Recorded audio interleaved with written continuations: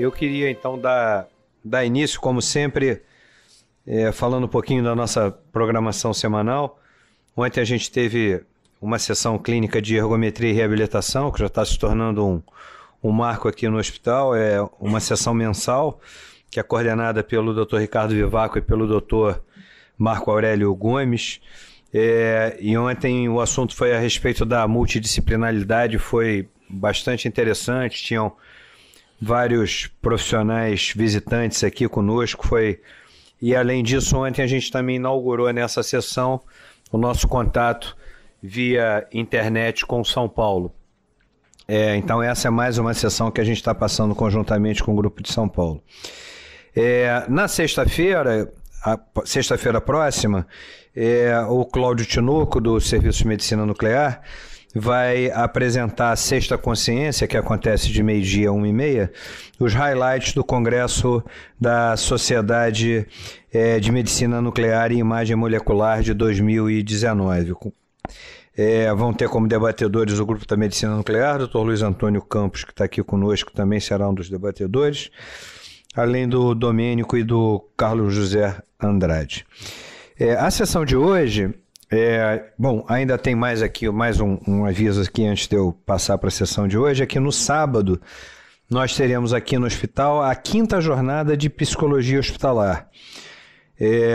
Ela tem a coordenação da Natália Teles, que já vem há alguns anos promovendo esse evento aqui no hospital, e cada vez mais a gente tem tido uma procura bastante intensa para essa jornada, e já estamos inclusive com as inscrições encerradas, com 96 inscritos, não é isso? Fizemos uma abertura de lista de espera. dia 22 de agosto. 22 de agosto de 2019, perfeito. Mas a gente já está com uma lista de espera aberta. A sessão de hoje, então, o tema é infarto agudo do miocárdio, reperfusão farmacológica e complicações. Eu solicitei ao Dr. Roberto Sporcati, que é o coordenador da nossa unidade cardiointensiva, que pudesse nos ajudar na sessão de hoje, e sempre com a parceria com outras instituições, e dessa feita com a Universidade do Estado do Rio de Janeiro, o Hospital Pedro Ernesto, onde o Roberto também trabalha, é médico atuante. Nós, então, estamos trazendo um caso de lá, né, Roberto? É isso? Esse o próximo é que é de lá? Então tá bom. Reperfusão farmacológica. Aqui? Não, nenhuma, só uma surpresa. Não tem nenhum preconceito, muito pelo contrário.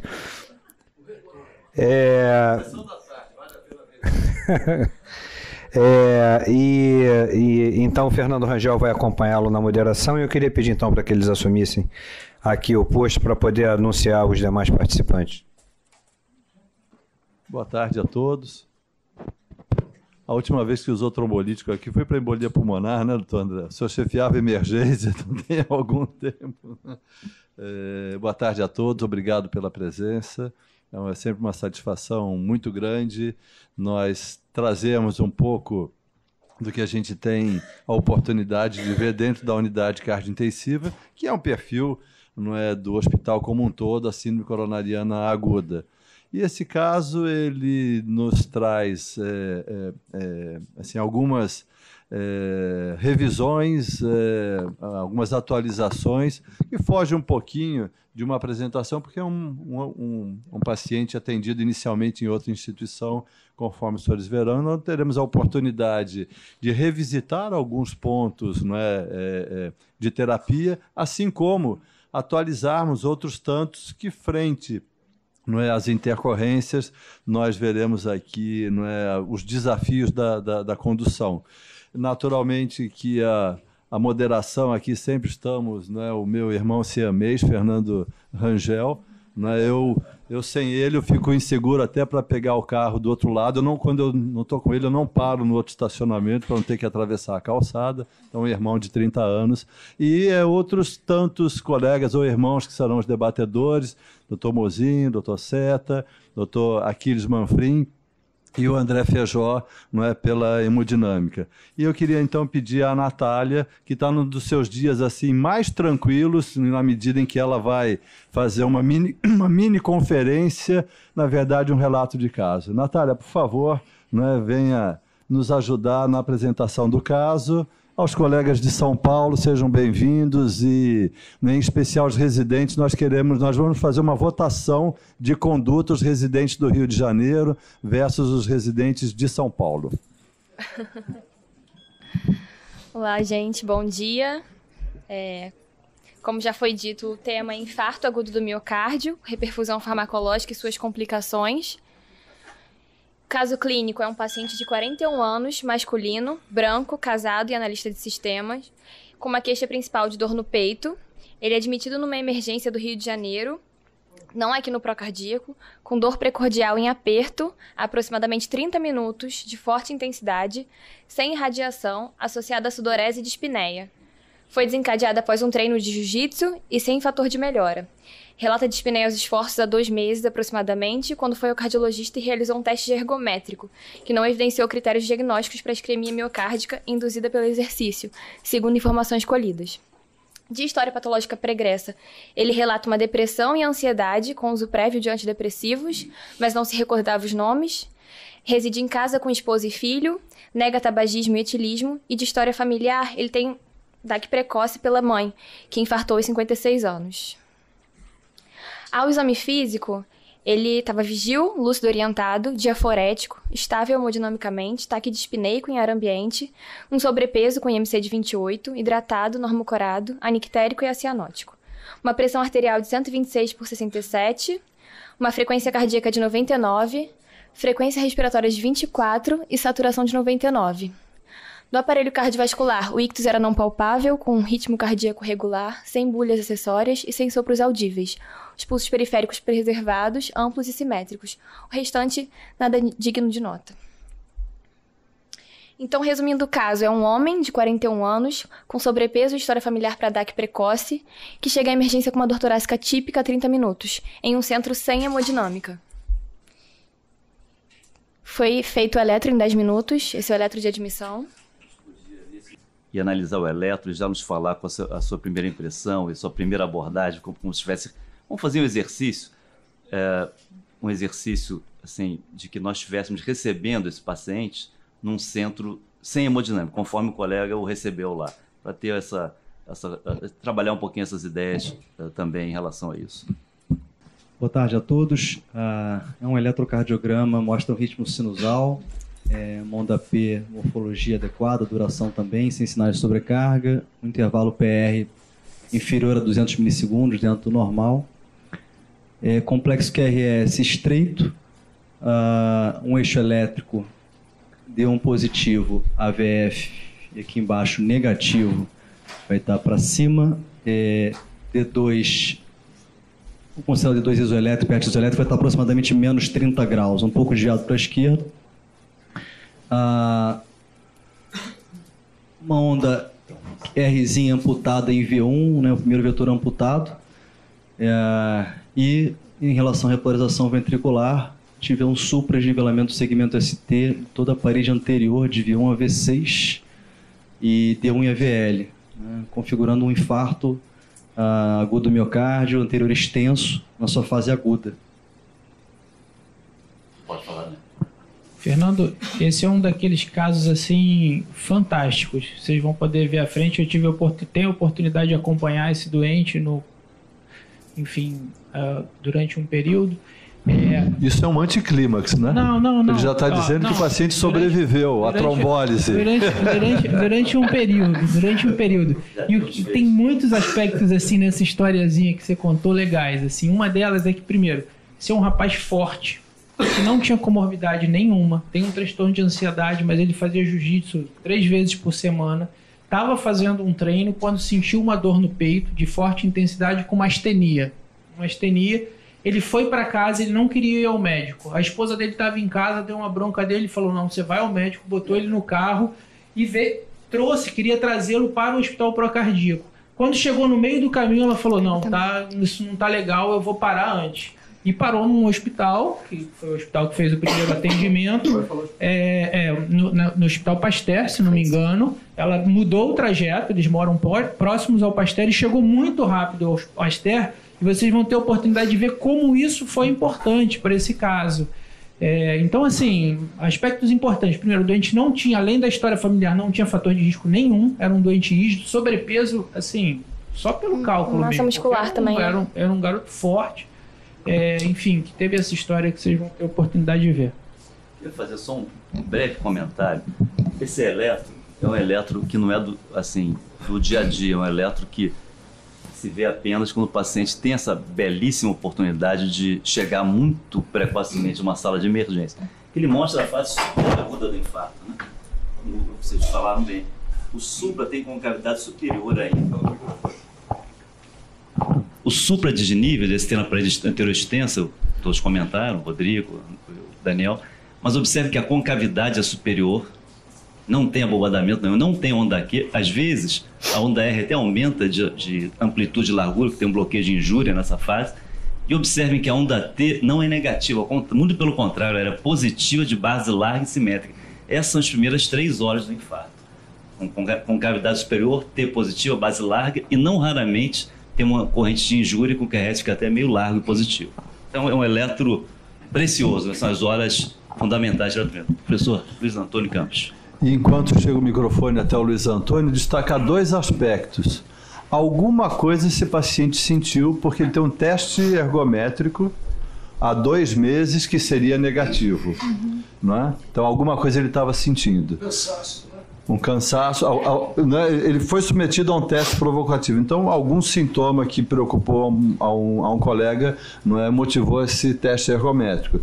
Nós não temos o teste aqui para saber se ele é definitivamente negativo e qual é a acurácia. Mas também não nos surpreenderia um teste negativo, afastando uma doença aterosclerótica fluxo limitante significativa, mas esse paciente fazer uma estabilização depois. 30% dos infartos por estresse físico, 30% por estresse emocional e 30% ser uma causa desencadeante clara. E na ausência de uma causa desencadeante clara, tudo bem, aqui ele teve esforço físico. Queria chamar a atenção para os estados psicológicos, psicossomáticos e a presença de depressão e ansiedade como mecanismos de síndrome coronariana aguda. Como a gente já viu mais de uma vez, conflito familiar nas semanas ou meses anteriores deflagrando uma síndrome coronariana. Esses 2 aspectos, um teste provocativo negativo e um cenário a mais. Luiz. O Roberto já praticamente completou a minha observação. Eu apenas adicionaria mais um dado que eu considerei relevante nessa curta história, nesse momento admissional do paciente. Obviamente que mais dados serão fornecidos. A mãe infartou aos 56 anos de idade. Ele tem 41, ou seja, a mãe estava no limite da faixa etária feminina para risco per se pela idade. E ele abaixo. Frequentemente, essas pessoas, às vezes, desconhecem uma hipercolesterolemia familiar. Então, eu não descartaria que esse paciente não tivesse uma grave dislipidemia e que isso pudesse ser um dos graves, importantes fatores de risco. Quero cumprimentar os colegas de São Paulo, ali representado por Antônio Cláudio Amaral Baruzzi, grande amigo e irmão, e a todos do Rio, dizer que é um prazer muito grande essa sessão conjunta semanal. Então, como já foi dito, infarto agudo do miocárdio com suprassegmento ST de parede anterior extensa em fase superaguda. E aí, qual a conduta mais adequada de um paciente em um centro sem hemodinâmica nesse momento? Pedir aos nossos debatedores também, Baruzzi, o pessoal de São Paulo, se quiser opinar nesse momento, seria muito interessante. Vamos ouvir os nossos debatedores e depois o pessoal de São Paulo. Então, paciente com dor torácica anginosa, alguns fatores de risco já pontuados, ele deve fazer um eletrocardiograma em até 10 minutos do primeiro contato médico com o seu diagnóstico. Então, isso foi feito. E a partir daqui, o tratamento mais fundamental é a reperfusão, terapia de reperfusão. A gente tem a farmacológica com os trombolíticos ou mecânica. A mecânica, a angioplastia primária, é superior em diversos trabalhos e meta-análises em relação à farmacológica, desde que feita precocemente. Então, tem um tempo ali de aproximadamente 60 ou até 120 minutos né? Que é o corte hoje para você optar por uma ou por outra. Nesse momento, você está num centro sem hemodinâmica. Se você tiver a possibilidade de transferi-lo e realizar iniciar a coronarografia e passar o catéter, né, o fio guia, em até 120 minutos, essa será a sua estratégia. Se esse tempo estimado for superior a 120 minutos, a gente vai para a trombólise, né?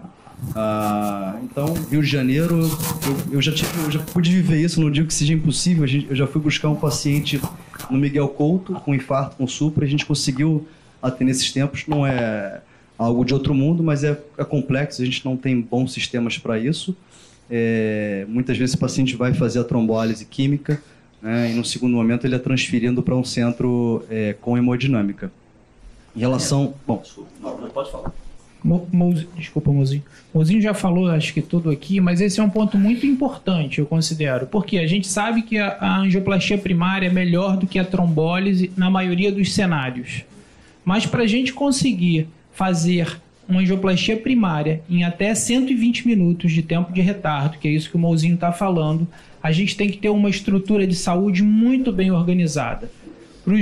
Para quem trabalha no SUS, eu trabalho no SUS, nós todos trabalhamos no SUS, isso é virtualmente, isso é praticamente impossível de acontecer, e eu acho que esses doentes têm que ser trombolizados nas unidades onde eles estão, e depois você transfere eles para uma terapia fármaco-invasiva. Você tromboliza e já programa a ambulância para levar para um centro de hemodinâmica. Se ele não reperfundir, vai para o centro de hemodinâmica para fazer angioplastia primária. Se ele reperfundiu, faz terapia fármaco-invasiva. Isso no SUS. No serviço privado, acho que também, porque na maioria dos cenários você não consegue fazer essa transferência em até 120 minutos. E tem um detalhe aqui em particular que o infarto agudo nas suas primeiras 3 horas, esse é o momento onde a trombólise, o resultado da trombólise é muito parecido com o resultado da angioplastia primária, assim, nos seus principais desfechos. Tirando o reinfarto, que é maior com a trombólise, mas assim, os desfechos mais importantes, a trombólise é quase tão efetiva quanto a angioplastia primária.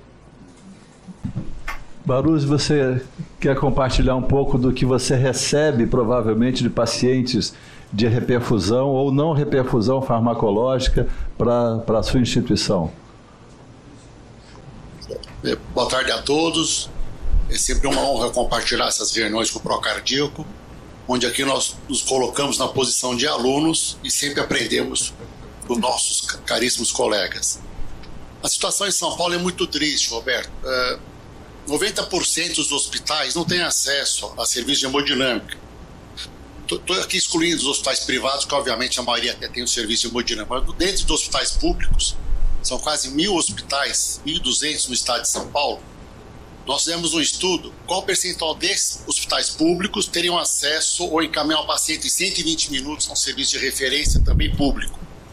Chegamos à conclusão que menos de 10% nós conseguimos no CAT em 120 minutos. Então a realidade é a trombólise nos hospitais públicos, como me parece que é o caso desse paciente.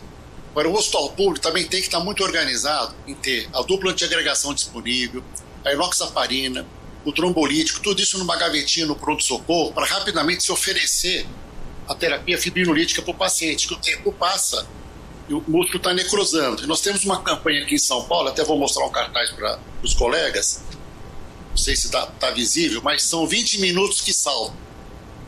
Eu faço o eletro em 10 minutos, a gente está suprado, e mais 10 minutos dou a dupla antiagregação, enoxaparina, endovenosa nas doses adequadas e injeto fibrinolítico. Pronto. O tratamento do infarto não dura mais do que 20 minutos, então 20 minutos que salvam. Falar é fácil, nós não conseguimos fazer isso em 20 minutos. Infelizmente, aqui no serviço, alguns serviços públicos em São Paulo, nós perdemos horas até achar o fibrinolítico. O colega tem dúvida de diagnosticar um infarto, passa o plantão, pede enzima, ou seja, o fato é que nós estamos ainda desorganizados. Então, tem muito trabalho pela frente. Esse paciente, se não tem acesso em 120 minutos a um serviço de hemodinâmica, quer dizer, o catéter passado na artéria, trombólise imediata respeitando-se as contraindicações que todos nós conhecemos.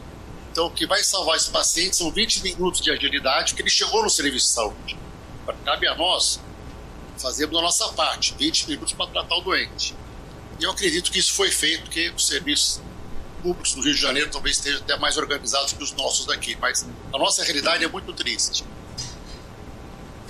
A nossa realidade é semelhante a essa, professor Baruzzi, e o cartaz não deu para ver, mas a mensagem clara, que são os 10 minutos de eletro, e a diretriz europeia trouxe para 10 minutos para a trombólise.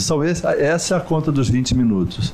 E há alguns anos a gente teve a oportunidade de utilizar os dados do professor Carvalho da Paulista, dos primeiros 1000 casos de estratégia fármaco-invasiva, em que a mortalidade daqueles pacientes caiu de 16% para 6,5%. Então, mostrando exatamente essa estratégia. Não sei se os nossos debatedores querem comentar alguma coisa sobre a terapia para este momento, sobre terapia antiplaquetária.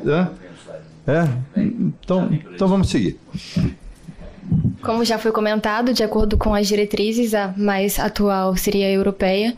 Eles falam do tempo de diagnóstico, idealmente em até 90 minutos para transferir para a angioplastia primária e com um atraso esperado de até 120 minutos. Caso esse tempo não consiga ser efetuado com sucesso, o ideal é fazer trombólise, na verdade, com o paciente com início de sintomas em 12 horas e idealmente em 10 minutos de trombólise. E aí, qual seria a melhor combinação terapêutica farmacológica nesse caso? Letra A, tenecteplase com enoxaparina, AS, clopidogrel. B, streptokinase, fundaparinux, AS, clopidogrel. C, alteplase, enoxaparina, AS, clopidogrel. Ou D, tenecteplase, enoxaparina, AS, ticagrelor. Nossos debatedores podem analisar. Terapia antitrombótica quádrupla, né? Esse caso é muito bem-vindo aqui. A gente trabalha num centro com angioplastia, com hemodinâmica 24 horas, então eu tenho mais experiência em trombolítico na embolia pulmonar e muito mais no AVC do que no infarto. A gente esquece ou acaba não lembrando desses detalhes. O pilar aí é o trombolítico, né? Então, que são as primeiras opções ali, tenecteplase, streptokinase e alteplase. A tenecteplase e a alteplase são superiores em eficácia e entre si tem eficácia parecida, só que a tenecteplase ela é um pouco mais segura que a alteplase e muito mais simples para ser feita em bolos. É um bolo de 5 segundos, metade do peso, e se tiver mais do que 75 anos, um estudo recente, o STREAM, sugere ainda, está na diretriz, baixar para metade da dose, quer dizer, metade do peso, mais do que 75 anos, metade da dose ideal. Então, tenecteplase em bolos. Anticoagulante, as duas opções, ou até heparina não fracionada, todas elas são possíveis, mas a enoxaparina ela é a opção de escolha. Não tenho certeza se por eficácia e ou segurança, mas ela foi superior à heparina não fracionada. A aspirina na sua dose de ataque padrão, entre 150 e 360 miligramas. E o antiagregante, o inibidor da P2Y12, até o momento deve ser o clopidogrel, na dose de 300 miligramas e não 600. Né? O clopidogrel, tem um trabalho recente também que é o STREAM, se não me engano, em que autorizou o ticagrelor, a gente fazer o clopidogrel no ataque e trocar para o ticagrelor num segundo momento. Esse trabalho, o tempo médio de troca foi 11 horas, quer dizer, então no dia seguinte você já pode trocar o clopidogrel por ticagrelor, e isso está recomendado. Né?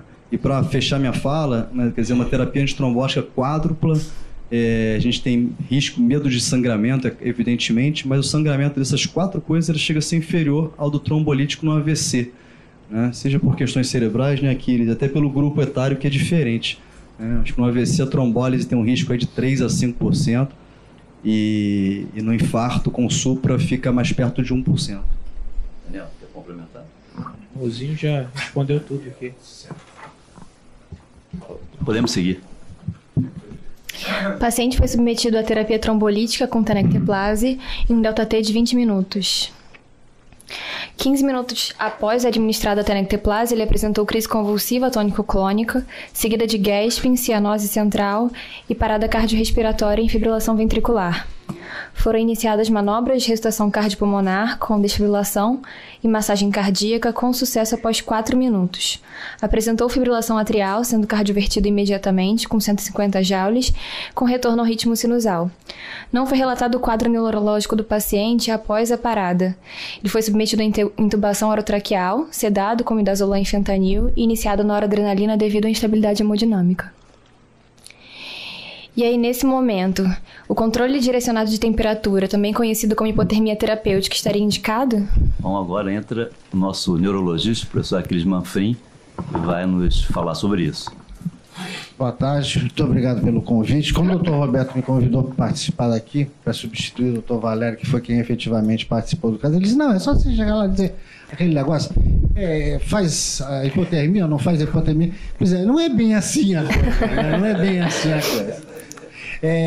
Para a gente ter uma noção, as primeiras descrições de hipotermia são de 1809 na Rússia, hipotermia com neve. Tá? E aí a história veio correndo. E em 2003, era preconizado pela American Stroke, pela Europeia de Ressuscitação, que se fizesse hipotermia. Isso depois veio nos 10 anos subsequentes, foi usado assim, até que em 2013, o Nielsen lançou um trabalho dizendo que 32, 33 e 36, sendo mantido e não tendo febre, dava na mesma.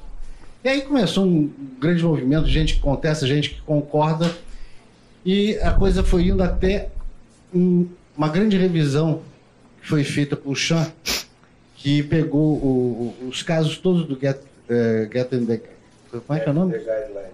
Get with the Guidelines, pegou 26.180 e tantos casos. E começou a analisar isso aí. E ele viu que somente 6% dos pós-parados tinham sido tratados com manuseio de temperatura. Então, essas coisas são aceitas por um, não são aceitas por outro, mas tem algumas ponderações que ficam fortes. Por exemplo, doente que recupera ritmo após uma parada cardiocirculatória, que não acorda, é praticamente um consenso de que esses pacientes se beneficiam com a hipotermia terapêutica. Aquele paciente que acorda ou que não fica em coma profundo, esse já tem um pouco de, vamos dizer assim, de polêmica, e alguns preconizam que esse se tem o controle dirigido da temperatura para 36 graus, febre nunca. Então, alguns preconizam o seguinte: não acordou, tem um eletroencéfalo maligno, com crise convulsiva ou irritativo forte, ou que tem uma tomografia precoce, sinais de edema cerebral, esses devem ser tratados com hipotermia terapêutica.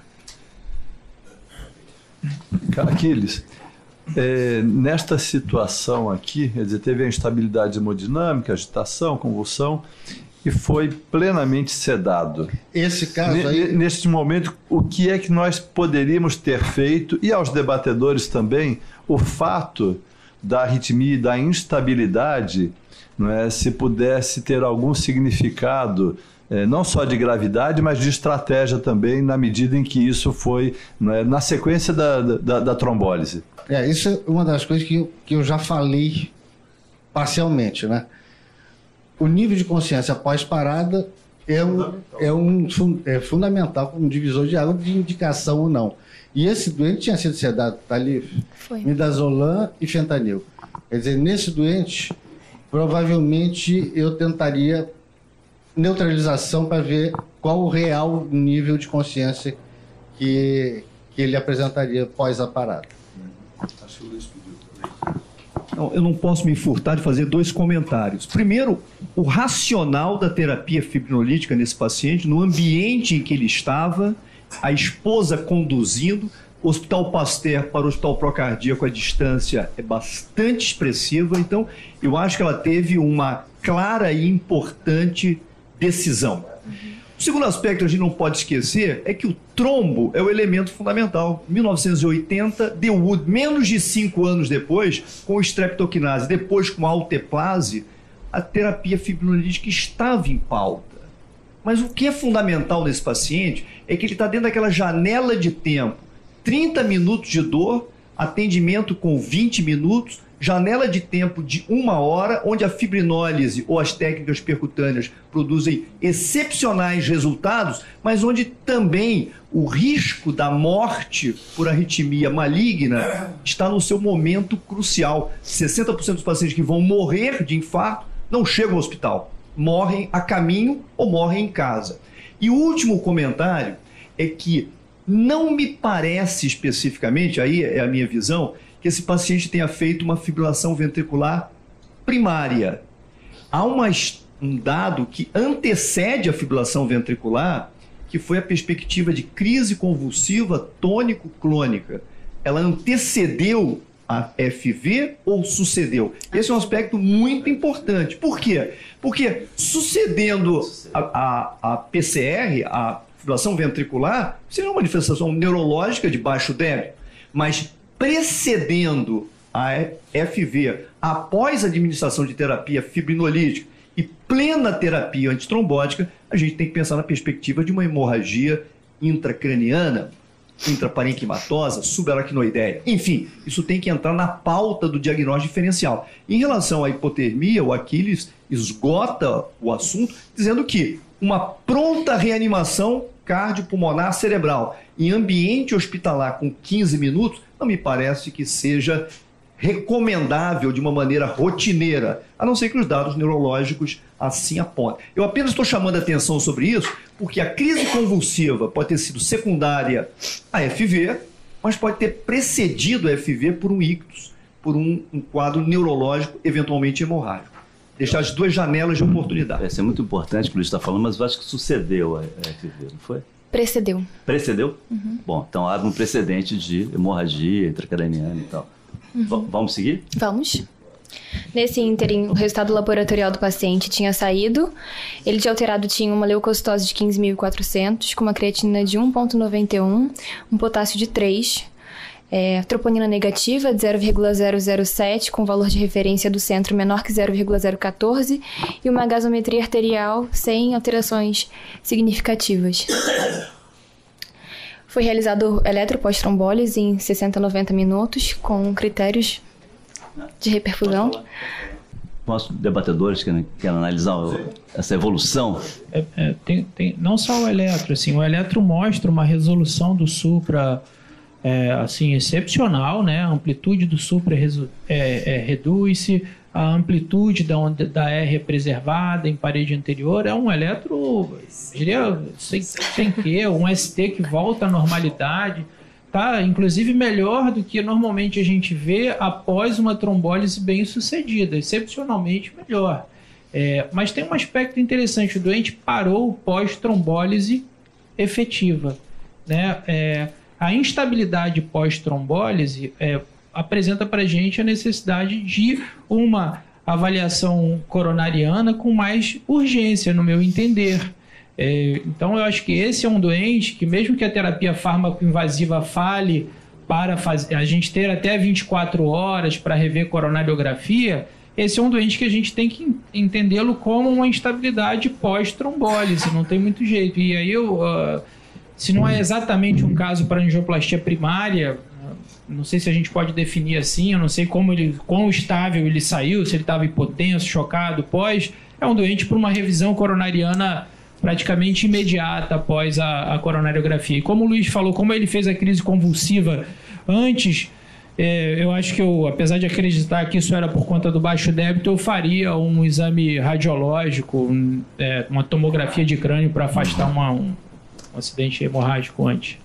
É interessante que o ST, o ponto J, está na linha de base. Né? Então, a resolução do segmento ST, que eu posso escolher a maior derivação para acompanhar. Ou então o somatório de ST, né? Somo todas as derivações e vejo depois quanto cai. Abaixo de 30% é porque não houve reperfusão. de 30 a 50 sugere reperfusão e o corte de 50% tem sido colocado como bastante sugestivo, mas acima de 70% não é praticamente igual à reperfusão. Então é um STT ainda alterado, mais um ponto J na linha de base, né, que diria assim, houve reperfusão dessa artéria. Agora, a reperfusão e a arritmia pela isquemia ou uma arritmia não de reperfusão, mas durante a reperfusão, quer dizer, e se antecede ou não, ou seja, né, se não tivesse a crise convulsiva, era um paciente para ser transferido, estudado em 24 horas. Mas agora tem fatores aí de agravamento ou de confusão, de confundimento, que não é que a gente precisa entender um pouquinho melhor. Mãozinho. Complemento rápido. Após trombólise, a gente faz análise de reperfusão, análise clínica, 60 a 90 minutos depois. Com a queda de 50% do supra, foi resolução praticamente total. Então, eletro normaliza, resolução do sintoma, estabilidade hemodinâmica e do ritmo cardíaco, exceto a taquicardia ventricular lenta lá da reperfusão, né? Então, esse paciente ele teria todos os critérios, mas cairia na FV, né? Então, a gente tem que entender de novo a sequência dos fatos. Se ele fez uma hemorragia craniana com tanta terapia antitrombótica, eu falei que seria improvável, a gente acabou de dizer, e aí hipóxia e fibrilação ventricular, o mecanismo é diferente, né? Ou ele faz uma fibrilação ventricular e entra em crise convulsiva na sequência, que eu acho que seria mais provável, mais factível nessa história. E aí, tendo essa dúvida, esse paciente ele cairia num grupo de não reperfusão, apesar é paradoxal com esse eletrocardiograma, mas para a gente ir para uma coronariografia urgente, que seria uma angiopatia de resgate. Não sei se a gente pode conceituar dessa forma, né? Mas a angiopatia de resgate, se você não atinge a reperfusão, você leva imediatamente para a coronariografia. Quando você tem reperfusão plena, a recomendação hoje é transferir para um centro com angioplastia e fazer uma coronariografia em 2 a 24 horas. A gente não sabe exatamente qual o momento ideal, a minha tendência é fazer logo, né? O índice de reperfusão hemodinâmico é muito baixo nos trombolíticos todos, fica em torno, um pouco acima de 50%. Nesse caso, com um tempo tão curtinho, deve ser um número bem maior do que esse, né? Mas a minha tendência nesse caso seria levar para tomografia de crânio, coronariografia e avaliaria a controle direcional de temperatura, tirando a sedação dele. Faz todo sentido, né? Assim, é interessante, vou passar. Interessante assim. Ele tem quádrupla terapia antitrombótica. Na verdade, não, né? Porque tinha 15 minutos de parada, então ele engoliu um comprimido de aspirina, mas não absorveu. O clopidogrel não absorveu, a noxaparina ainda não entrou, né? Então, e era um baixo risco hemorrágico por ser um indivíduo atleta de 41 anos. Quer dizer, a probabilidade talvez seja pequena, mas a certeza é fundamental. Maurício, e quem mais pediu para falar? Roberto, eu queria fazer uma pergunta rapidinha. Eu atendi centenas de IAM com streptokinase, que eu trabalhei no HGB, na emergência, e eu era o único cardiologista. Então, eu atendi centenas de IAM com supra mesmo, e o uso de streptokinase. E naquela ocasião, o nosso conceito de reperfusão, um deles, né, era arritmia. Tá fazendo arritmia? Não, é reperfusão, tal, tá indo tudo bem, tal, fazendo outros eletros, né? Agora eu me pergunto, essa arritmia pós-reperfusão seria talvez a causa de uma grave arritmia, fibrilação ventricular e o que ele fez, parada cardiorrespiratória? Sim, importante, doutor Maurício, seu questionamento. Aquele estudo PRAG-2, que é um estudo antigo, né? Naturalmente do grupo de Praga, já demonstrou isso com a velha streptokinase. Quando atendido o infarto com supra nas primeiras 3 horas, tinha uma taxa de reperfusão semelhante à eficácia e desfecho morte à terapia da angioplastia primária. O problema da angioplastia primária é que dá menos oclusão, o trombolite dá mais reoclusão. Então nós podemos pensar, com aquele eletro ali, realmente, após a terapia de reperfusão química, a chance de ter reperfundido é muito grande. E pela precocidade, como ele chegou muito cedo ao hospital e teve esse enorme benefício da terapia de reperfusão. Então, o critério, baixar 50%, como foi falado, de 60 a 90 minutos, é um critério, um corte bem interessante. E as arritmias são duas, basicamente, que assim, a literatura mostra uma conexão boa, uma associação boa com reperfusão, que é o ritmo ventricular acelerado, o Rodrigo já falou, que é um ritmo mais fascicular, né, geralmente com uma associação isorrítmica, tem a frequência parecida com a sinusal, e um QRS intermediário, que geralmente ele é fascicular, e o outro é uma bradicardia sinusal. São os dois ritmos benignos, então. Totalmente benignos. O ritmo ventricular é benigno. O máximo que se pode fazer é a atropina, que melhora, tem dissociação isorrítmica. Não deve nem ser tratado, é benigno. A fibrilação ventricular não entra nessa análise de ritmo de reperfusão. Aqui, o que será que aconteceu? Ele reperfundiu, reocluiu tão precocemente e fibrilou, ou apenas foi uma concomitância? Ia ter uma fibrilação primária e aconteceu ali.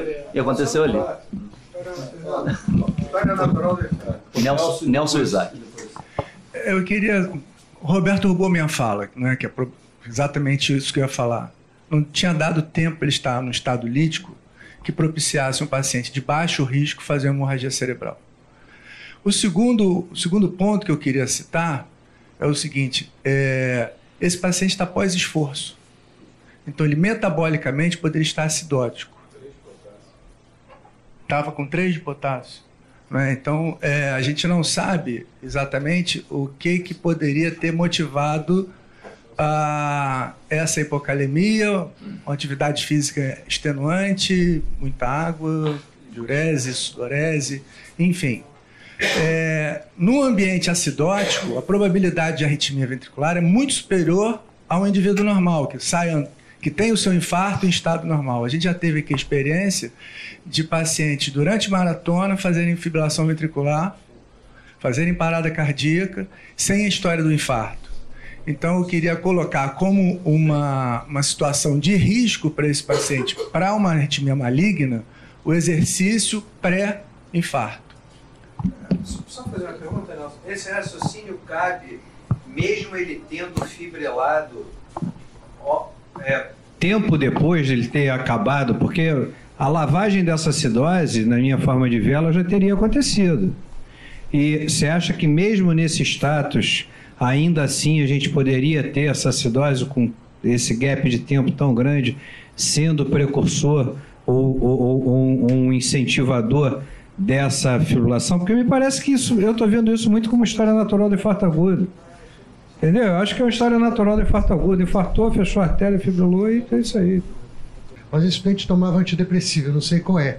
Os antidepressivos também podem dar arritmia, né? Podem agravar uma arritmia de pós-perfusão. Você sabe qual é o antidepressivo, não?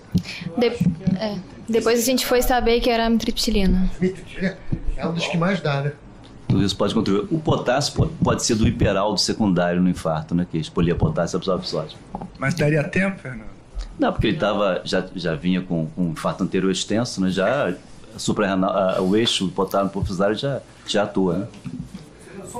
1,91 no homem de 41 anos de idade sem comorbidade, ou seja, tem alguns aspectos nesse caso que a história clínica na emergência e no primeiro atendimento, elas às vezes podem ser não tão consistentes, porque senão fica aquela história de um homem de 41 anos com perfil de atividade física desportiva competitiva e deprimido como fator de risco à gênese da aterosclerose. Não é bem assim. Estamos vendo que o paciente, em princípio, tem uma disfunção renal.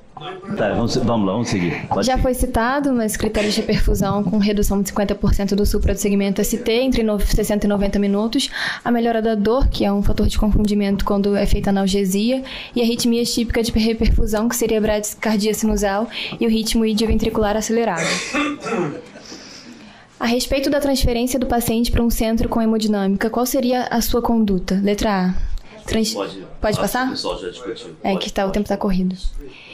Já discutido também da angioplastia de resgate, que estaria imediatamente indicada caso houvesse falha da fibrinólise, com redução do menor que 50% do segmento ST, ou em qualquer momento que o paciente apresentasse instabilidade elétrica ou hemodinâmica, ou piora da isquemia.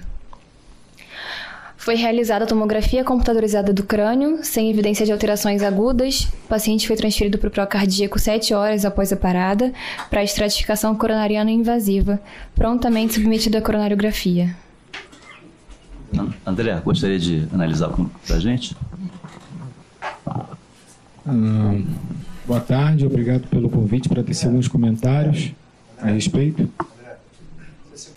Então, a gente está diante de uma coronariografia, que o cateter de coronário esquerdo no tronco, a gente observa um tronco calibroso e a presença de uma grande artéria circunflexa, que corre aqui no sulco atrioventricular, que tem 2 ramos marginais mais importantes aqui no seu segmento proximal.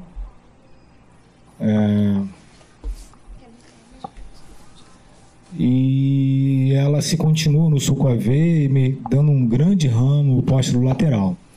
A injeção inicial não foi surpresa, visto que o paciente ele tinha um eletro de reperfusão, então a descendente anterior, a artéria supostamente responsável pelo infarto, estava aberta com fluxo normal nesse momento. Aqui nessa incidência em OAD com incidência em caudal, observando um vaso bem calibroso, com os ramos septais atingindo inclusive a ponta. E nessa incidência a gente vê aqui, no início do terço médio, uma pequena redução luminal da artéria descendente anterior. Aqui nesse ponto especificamente, onde o mouse está nessa perspectiva. Também se observa a presença de 2 ramos diagonais, também sem obstruções, e a esse ponto a gente também não observa nenhuma imagem de falha de enchimento luminal que possa sugerir a presença de trombo. Próximo. A coronária direita, uma coronária direita de bom calibre, mas no terço médio a gente observa uma discreta redução luminal nesse ponto, mas sem obstrução luminal significativa. A ventriculografia foi feita de forma muito rápida, de uma técnica não clássica, mas a gente pode observar que a parede anterolateral aqui ela se encontra sem mobilidade alguma. Desculpa, tem que voltar, por favor. A gente vê a parede anterolateral aqui sem mobilidade alguma, com um comprometimento global moderado em termos de disfunção devido ao aumento da cavidade ventricular. E as outras paredes se encontrarem normalmente.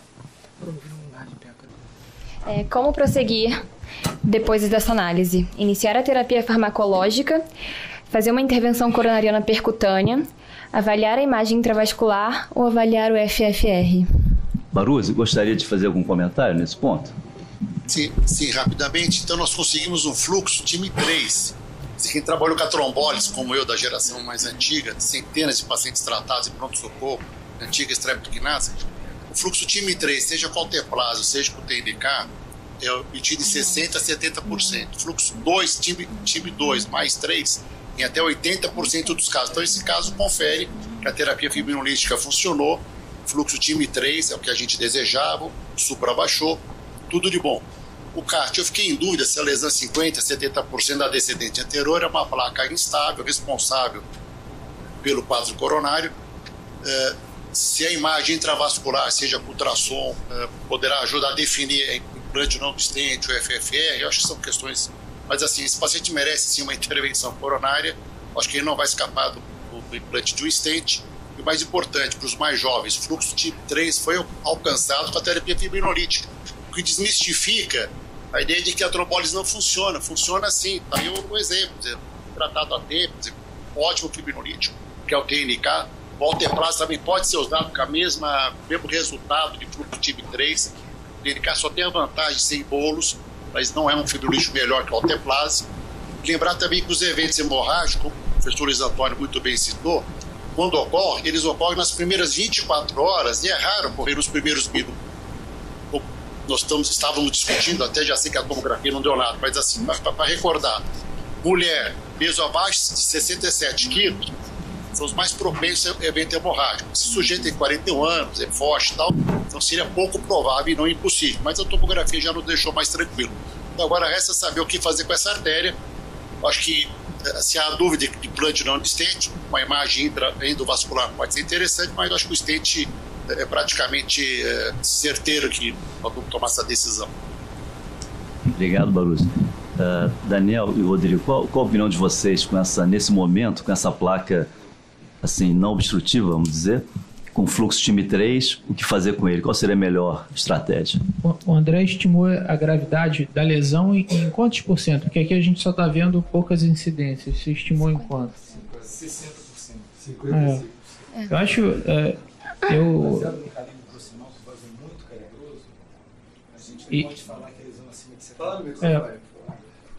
Você achou que era de 50%, então? Não é uma lesão grave. Não é uma lesão não grave.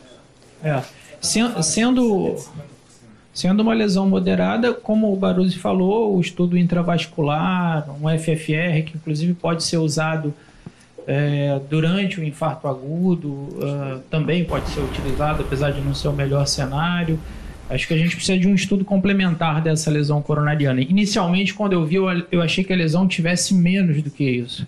Se fosse uma lesão de 20%, 30%, eu acho que a chance dela ter repercussão hemodinâmica e necessidade de intervenção seria baixa. Sendo uma lesão de 60%, ela merece um estudo complementar, sim. Mozinho, o que você acha? O paciente apresentou critérios de perfusão. Nós concordamos que a fibrilação ventricular foi uma consequência do infarto mesmo, não uma reperfusão mal sucedida. Então, critério clínico, critério hemodinâmico, né, as coronárias com fluxo time 3. Poderia até agregar aqui o fluxo miocárdico com bom blush na coronariografia. Então, está reperfundido. Eu não conheço realmente a literatura no que fazer com lesões não graves. Para mim, acho que seria mais interessante até do que o FFR, que eu acho que não terá um resultado ruim para essa lesão. Até um ultrassom ou uma OCT, para olhar endotélio, a gente está querendo ver aqui risco disso fechar de novo. Porque o fluxo atende a nossa demanda. Qual é o risco precoce disso fechar de novo? Com a terapia plena estabelecida.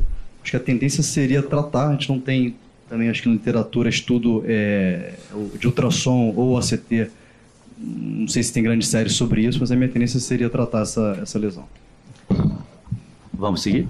Vamos. Você fala, desculpa. Eu quero provocar um pouco mais. Não tem OCT, não tem ultrassom, né, não tem infrared, near red, não tem nada. Tem stent, tem AS, tem clopidogrel. Faremos uma intervenção ou não para essa lesão? Vamos ouvir um pouquinho mais aqui além dos nossos debatedores, Luiz Antônio, outros colegas aqui. Angioplastia ou tratamento clínico? Bom, primeiro que esse paciente, ele apresentou aquilo que nós supunhamos. Lesão única, praticamente isento de doença aterosclerótica difusa e uma lesão que me parece ser uma lesão intermediária. Eu prefiro ficar com essa denominação, até porque os aspectos relacionados... Eu sempre desligo isso, hoje não desliguei. Até porque os aspectos relacionados ao luminograma exclusivo, eles podem dar, digamos assim, falsas definições. Não há a menor dúvida que existe uma placa aterosclerótica naquele nível, a redução do lúmen vascular é inquestionável, 50%, 60%, 70%, ela está presente. É uma placa fibrogordurosa, altamente instável, um paciente com aqueles transtornos todos que já foram descritos pelo Roberto, transtorno da ansiedade, aquele 1,91 de creatinina, o Nelson chamou a atenção sobre suplementos, lutador de jiu-jitsu, enfim, forte, musculoso, muita coisa, muito aspecto pró-inflamatório e pró-trombótico. Eu confesso a vocês que uma lesão como essa, num paciente com esse curso evolutivo, eu não gosto, aí é uma questão de opinião do médico, de instrumentalizar essa coronária, fazendo avaliação com ultrassom, com FFR, uma placa muito instável que acabou de trombosar, que foi absolutamente reperfundida. Eu seria muito conservador nesse paciente neste momento, ou seja, eu em princípio me satisfaria com essa informação, trataria esse paciente maximamente com fármaco e depois avaliaria esse paciente com um teste funcional por imagem, modelo cintilográfico, acompanharia o curso evolutivo. Nesse momento, eu, se tivesse que participar de um hack team sobre a decisão de instrumentalizar a coronária para melhor avaliação da placa, ou mesmo colocar uma endoprótese farmacológica nesse nível, eu, em princípio, não tomaria essa atitude. Eu seria bastante conservador. Perfeito. Alfredo, por favor. Eu também vou endossar o que o Luiz Antônio colocou e interpretaria o miocárdio como aturdido, né? E além das dupla antiagregação plaquetária, inibidor de enzima de conversão, aquela coisa toda, para verificar se de fato há melhora posterior do paciente. Haja vista que ele está reperfundido, time 3, e que realmente cutucar uma lesão que já foi solucionada não é, assim, na minha opinião, algo extremamente estabelecido. Constantino quer opinar também. Na verdade, pelo que o André mostrou do filme ali, a lesão não parecia ser uma lesão grave, no máximo moderada. E em situações de doentes que fecham a coronária, muitas vezes as placas nem são graves, as placas que ocluem. Se eu não tivesse disponibilidade de um método de imagem intravascular, eu não creio que seja problema passar uma corda e passar o método intravascular, que você tem todo o armamentário na sala para resolver isso. E você não pode sair com uma indefinição desse doente. Eu não faria nada se eu não tivesse nenhum método. Ficaria satisfeito com isso, manteria o tratamento clínico como o Luiz Antônio falou. Mas na disponibilidade do método, a gente teve um caso recente aqui também, que eu tinha uma placa de 60% na DA, e a placa que rompeu era anterior a essa, eu não estava conseguindo ver através do luminograma, da angiografia. Então, para você colocar um stent ali, você tem que ter certeza que você está colocando o stent no lugar certo.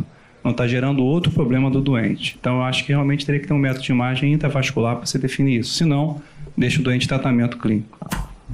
Acho que são dois aspectos, né? A limitação de fluxo, que está relacionado ao grau de estenose, que tem um impacto na recuperação contrátil, versus a instabilidade da placa, que possa gerar um novo fenômeno de retrombose. E quanto da terapia antiplaquetária versus um stent numa lesão não fluxo limitante não tem o mesmo resultado de estabilização da placa.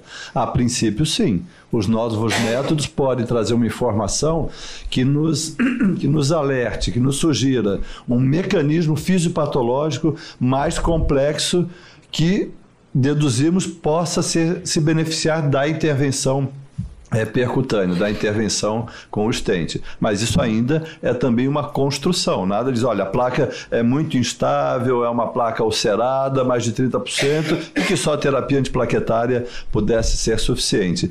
Mesmo reconhecendo uma placa mais instável, eu vejo que a gente fica mais com uma tranquilidade pessoal da intervenção do que uma documentação de literatura consistente que uma placa não fluxo limitante, pela característica de instabilidade, vá se beneficiar da intervenção. O paciente foi submetido ao OCT, aqui o vídeo. Por decisão da equipe, pelo todo o cortejo clínico já descrito anteriormente, a disponibilidade do método, nós optamos por fazer uma análise de imagem intravascular, até para a gente entender direitinho o que estava acontecendo com esse paciente em termos de lumen intravascular, porque realmente deixava dúvida, é uma placa intermediária.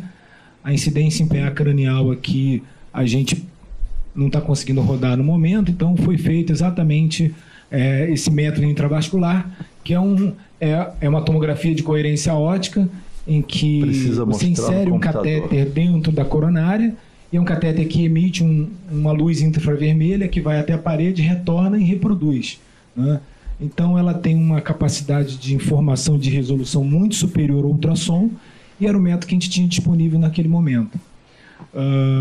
Nesse corte inferior, a gente vê todo o segmento estudado longitudinalmente, e acima a gente vê transversalmente, e é um método que dá imagens, informações instantâneas em termos do diâmetro luminal e da área luminal, estudada ao longo de todo momento que você está varrendo o vaso.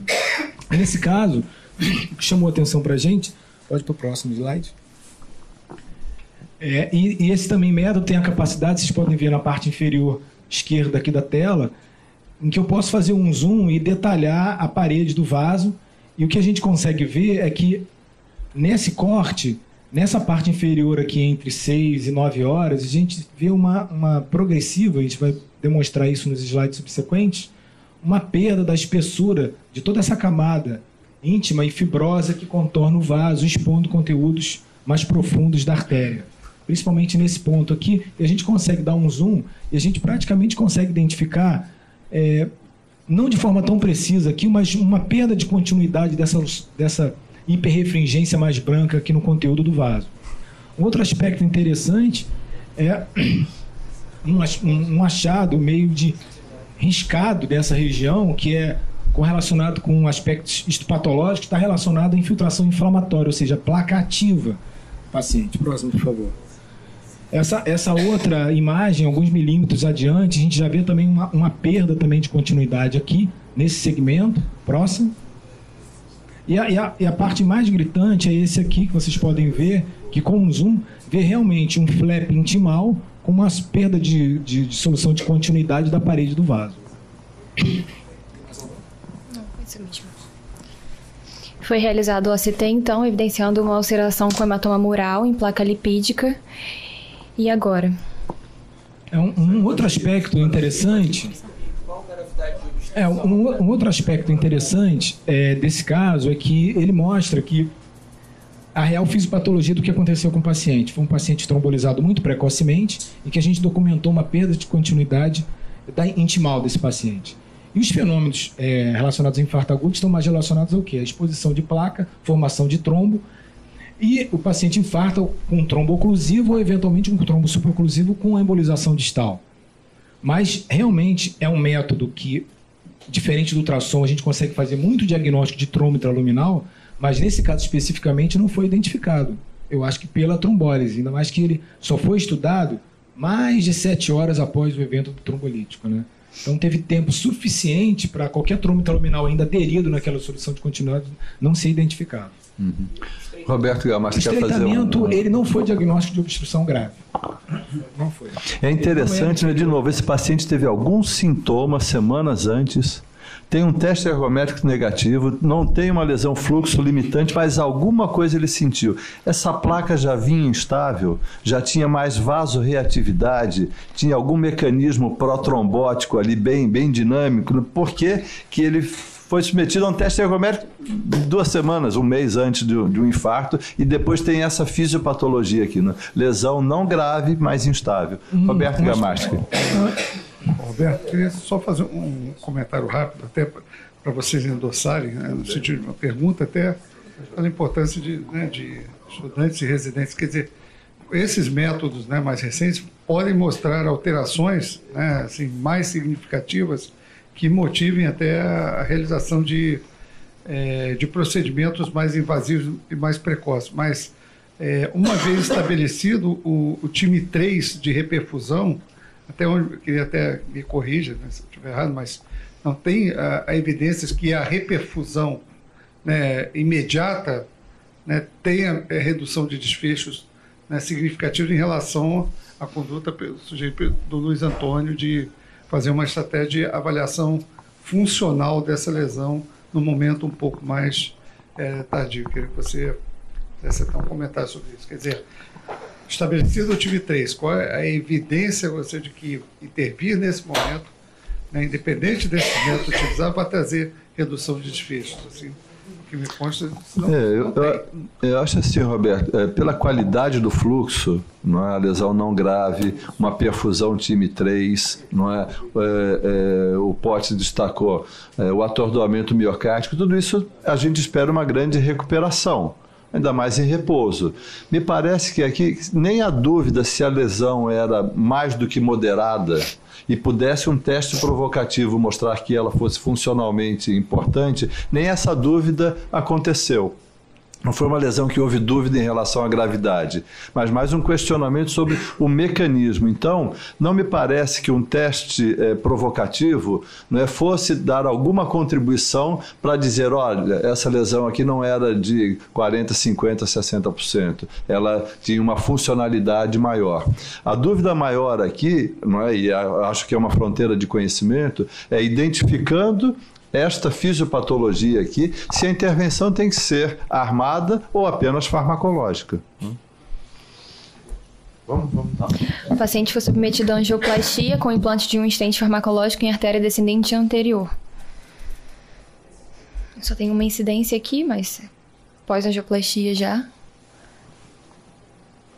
Nessa incidência, a gente pode ver um stent implantado já no final do segmento proximal, até o terço médio do stent anterior, com um ganho luminal uniformizando totalmente a luz do segmento proximal em relação ao ponto de estenose.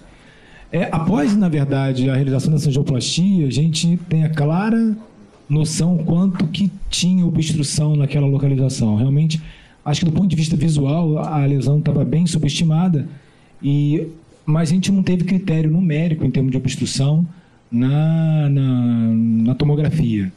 Mas o principal motivo que levou a gente a tratar essa obstrução é a evidência, inclusive no ultrassom, que a colega aqui, a Natália, vai mostrar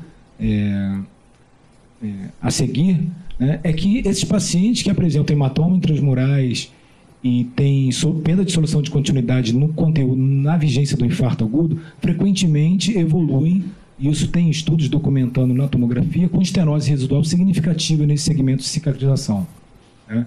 E depois de ter implantado o stent, a gente também fez a tomografia para documentar os aspectos relacionados à expansão da prótese e o aspecto em relação à posição das hastes na parede. Nesse momento, vocês estão vendo uma nova varredura que é feita, vocês veem o ganho luminal muito importante do vaso, tem uma discreta assimetria, que o stent se adapta às curvaturas e também aos componentes da parede, modificando a sua forma, e com ganho luminal bastante satisfatório na nossa visão e sem nenhum acometimento de borda do stent, com uma transição bem suave, como vocês podem ver agora. Qual é a frequência de um achado de OCT desse no infarto agudo do miocárdio? Estou falando assim, não estou falando estou falando o seguinte: a gente não tem uma obstrução significativa. Se eu fizer OCT em todo o infarto que passar na minha frente, qual é a chance de eu encontrar isso aí? Em torno de 80%. Obrigado. Então, resumindo o caso... Na realidade, um outro aspecto, André, é que os estudos observacionais que estudaram o OCT no infarto agudo com supra de ST, identificaram, na verdade, que o ponto de obstrução residual não era o ponto nem mais importante, mais intrigante era a evidência. Antes, proximal ao segmento de maior obstrução, a evidência, sim, da ruptura de placa. Não, eu entendi, mas é porque eu quero ir em direção ao que o Roberto tinha falado no primeiro comentário dele, que é, assim, a gente está tomando a decisão em cima de um método que a gente já tinha uma artéria time 3 e que a gente está encontrando um aspecto de positividade de exame que acontece em 80% dos infartos. Então, eu não sei se a gente tinha o efeito óculo estenótico, eu não sei como é que a gente vai chamar isso, mas há de ter um nome para isso aí também. Eu não quero gerar nenhum tipo de polêmica, muito menos me antepor a uma conduta que foi tomada por um time deste naipe, sobretudo com um grau de comprometimento com o paciente, com o seu bem-estar, enfim. Mas eu quero apresentar apenas e fazer um pequeno contraponto. Na realidade, toda a fisiopatologia dessa placa é conhecida há quase 40 anos. Era isso que tinha que acontecer. Uma placa, volto a dizer, fibrolipídica, ou talvez somente lipídica, que se instabiliza por uma série de fatores intrínsecos aos pacientes e extrínsecos. Estava comentando aqui em off que eu acho que esse indivíduo usa esteroide anabolizante, ele usa uma série de coisas, enfim, talvez seja um preconceito. Não, e efetivamente ele faz uma oclusão coronariana aguda, trombótica, que a reperfusão em tempo hábil, com o melhor modelo de reperfusão, com tenecteplase, resolve. O que esse magnífico método de tomografia com coerência óptica nos demonstrou? Uma placa gordurosa, fissurada, um hematoma no seu interior, foi isto.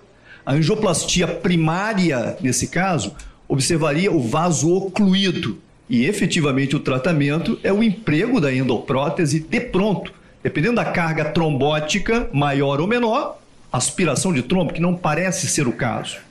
O que nós observamos com o OCT é que o paciente foi literalmente tratado.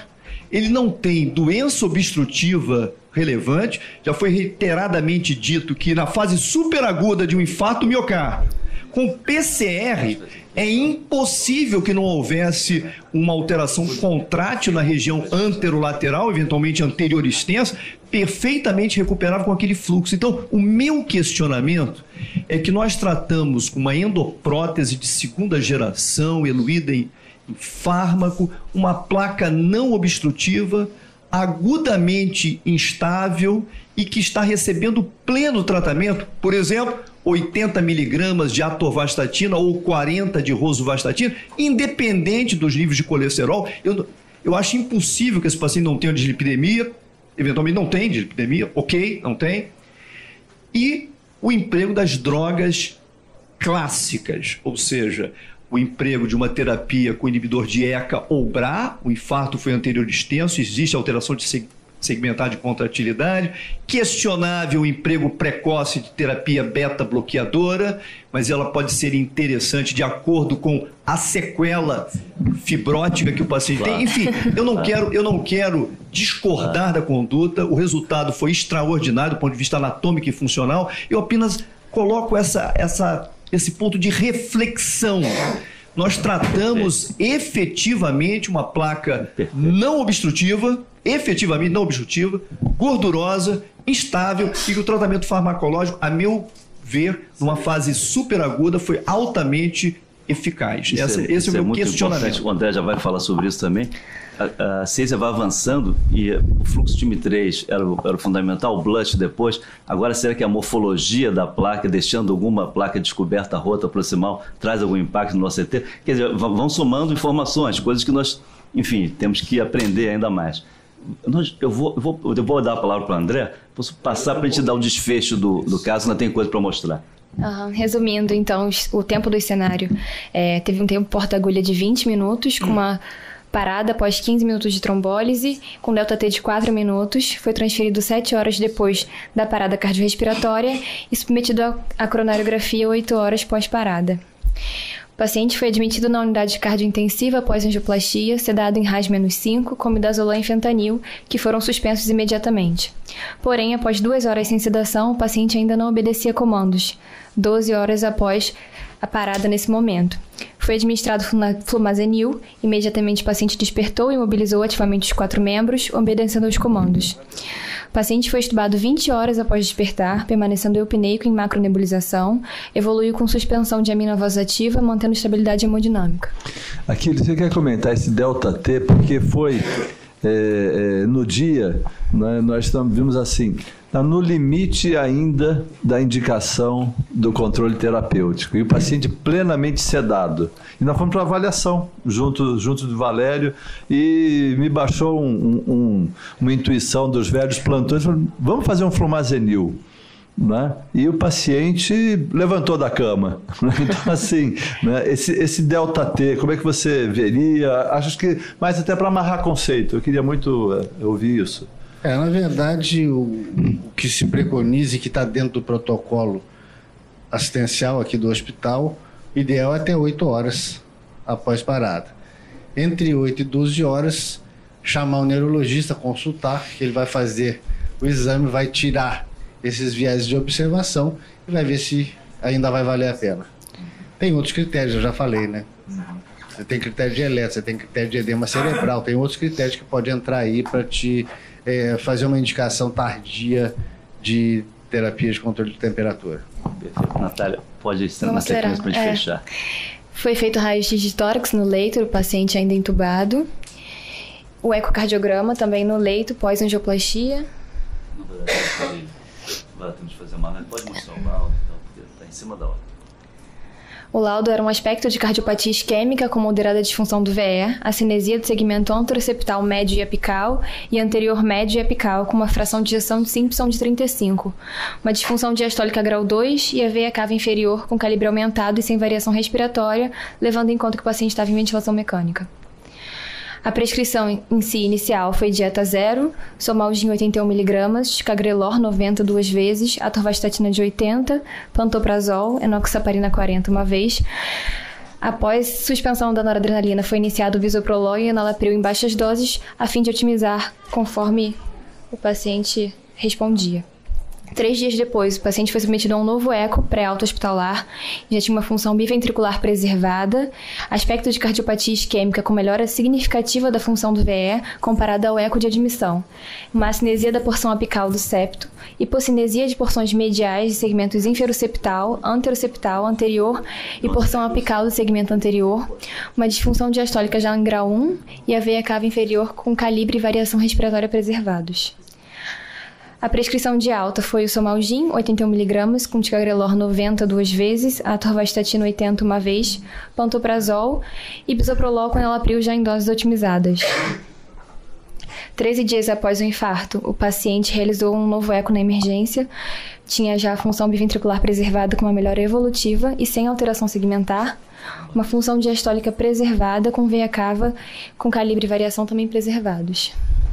Baruzzi, você gostaria de fazer algum comentário sobre essa evolução? Esse paciente, o tratamento perfeito, pleno acordo. Só recordando aquilo que o Dr. Luiz Antônio citou, o uso de esteroide anabolizante em pacientes em academia. Tivemos alguns pacientes sob uso de esteroide, inclusive testosterona de cavalo, porque conseguir esteroide em farmácia hoje é mais difícil, mas esse paciente conseguia numa hípica testosterona de cavalo, viciado em testosterona e acabou tendo lesão coronária avançada, porque a testosterona leva a proliferação biointimal, etc. Então, só reforçando a hipótese, depois tirar na história do doente se ele fazia uso ou não de testosterona anabolizante, né? Muito obrigado, pessoal. Certo. Só rapidamente para dar um feedback de consultório, esse rapaz ele não teve sintoma antes do evento que tenha motivado aquele teste ergométrico. Ele tinha feito de rotina, por acaso, aquele exame. Esse rapaz, ele não usa anabolizante, ele não tinha creatinina alterada, ele tinha sim um transtorno de ansiedade. E ele agora está absolutamente assintomático, fez reabilitação, já voltou ao trabalho, vida normal, só o transtorno de ansiedade que evidentemente está bastante intenso e dando trabalho. Eu sou médico dele. Posso falar um dado curioso? Posso... Pode voltar a treinar? Poxa, não, isso a gente vai discutir outro dia, na outra sessão. Posso falar um dado curioso? Uma curiosidade.